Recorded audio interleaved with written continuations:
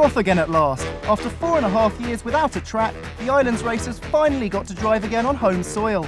The failed attempts to find a course near the airport or at La Colette were just a distant memory as the mechanics made last-minute adjustments to the machines and the drivers prepared themselves for the new circuit. The most powerful of these karts are capable of speeds well in excess of 100 miles an hour, and even in the rain were lapping in under 25 seconds. However, the lack of practice combined with the bad weather proved too much for some drivers as they lost their grip on the slippery track.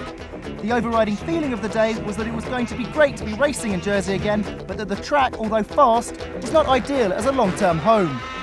This one's going to be quicker because there aren't enough corners in it. Unfortunately, it's not an ideal circuit, but it's going to be quick, and the chaps have already said they enjoy it.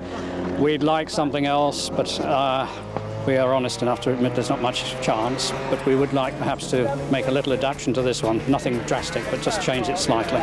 For this season, though, you will be able to catch the karting club in action at St John, as the states have approved a further 10 meetings to be held later in the year, with the first on the 23rd of May.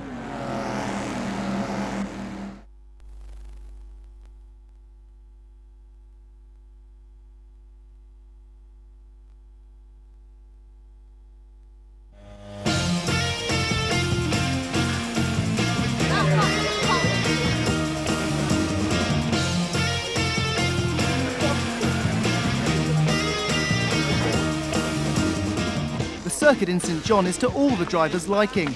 It's fast, the corners are challenging, and its location on the North Coast cliffs is breathtaking. From the start, you accelerate quickly up through the gears, 3rd, 4th, 5th, up to 50 miles an hour.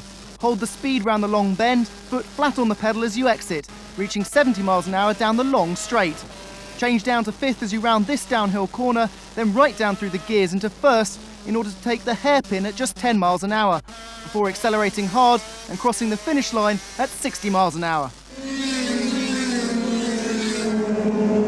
The first season on home soil for 5 years has been a huge success for the Jersey Karting Club.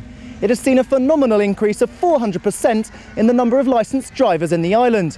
But with no viable alternative for a track, it is vital for the long-term health of the club that they are allowed to continue racing here in St John into the new millennium. Being able to race over here, really, it's quite exciting. It's quite a technical track. We've got fast, long straight with a tight, short corner, so you've got a bit of everything in there. Really, you just don't have a care in the world. You just go around and enjoy yourself.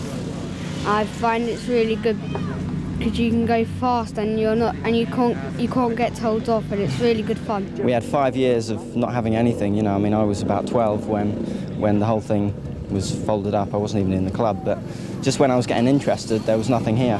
So it's great that we're here, and you know, I hope we can stay here.